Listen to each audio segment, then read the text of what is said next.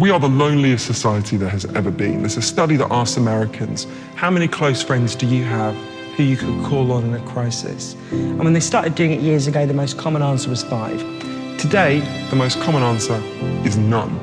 I learned a lot about how this is affecting us from a man called Professor John Cacioppo, who's at the University of Chicago, one of the leading experts in the world about loneliness. He proved a few things.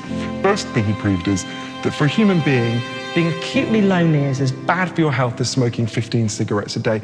If you become really lonely, that releases as much of the stress hormone cortisol as if you are punched in the face by a stranger. This is a terrible thing for us.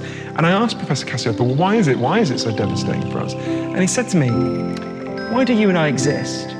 One of the reasons we exist is because our ancestors on the savannas of Africa were really good at one thing. They weren't faster than the animals they took down a lot of the time.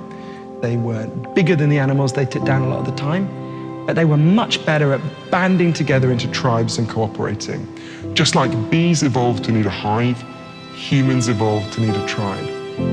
And we are the first human beings ever to try to live without tribes. It's making us feel terrible. Picture a bee that decided it was going to live apart from the hive. It would go crazy, it would start acting in a way that was completely haywire.